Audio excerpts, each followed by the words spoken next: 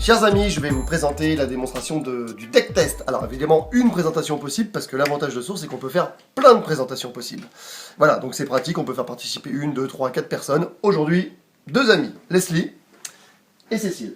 Alors déjà, avant de commencer, approche-toi, je vais vous montrer quand même que toutes les cartes ont des dessins, 5 dessins par carte, et évidemment que des dessins différents, d'accord? Des gros, des petits, etc. Il y a des animaux, il y a un peu de tout, hein, d'accord? Tous différents, d'accord? Ça va jusque là? Alors Leslie, je vais commencer avec toi. Tu vas choisir une carte au hasard. Vous regarderez que je ne regarde jamais sa carte, c'est important. Et sur cette carte, tu vas regarder l'animal. D'accord? Si tu tombes sur une carte où il y a plusieurs animaux, tu prends le plus gros. Ça marche? Alors, je ne regarde pas. Hein. Donc Leslie, tu me dis stop quand tu veux. Stop. Ici? Oui. Tu la regardes. Pareil, je ne regarde pas. Tu regardes l'animal. Tu t'en souviens. Tu me dis quand c'est fait. Ok, c'est bon. Tu le reposes. Génial. Je n'ai absolument pas regardé sa carte. Tu as un animal en tête. À toi, Cécile.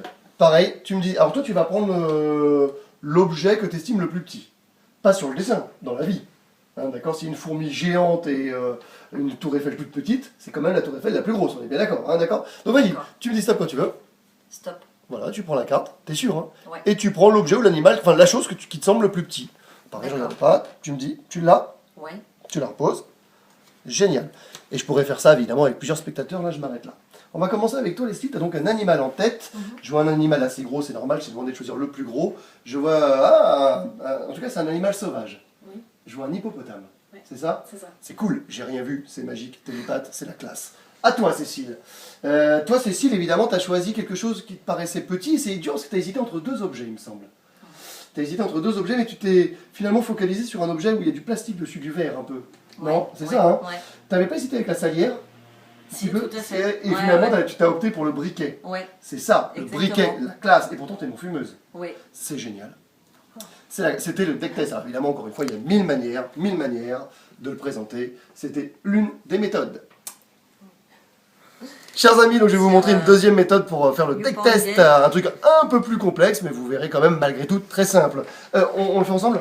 Ouais. Ok. Yeah, quelle ambiance. Alors, écoute, Leslie, tu choisis une carte comme tout à l'heure. Tu me dis stop. Stop. Ah, je regarde pas, bien sûr. Tu prends ta carte et tu choisis. Bah, tu regardes n'importe quoi dessus. Alors, animal, objet, ce que tu veux. Ok. C'est bon, tu la caches dans le dos. C'est bon, t'as ce qu'il faut. Ouais. J'ai l'impression que ça a un rapport avec le bruit un peu, non? Ouais. C'est même un peu compliqué en appartement. Ouais. Ouais, c'est un peu compliqué. Oui, c'est vrai que c'est un peu compliqué en appartement parce qu'il y a plusieurs caisses comme ça. C'est de la musique. On est en pleine musique, plein d'instruments de musique. Je vois du bruit, je vois une belle batterie. Elle est magnifique, une belle batterie. C'est ça? Waouh. Ouais.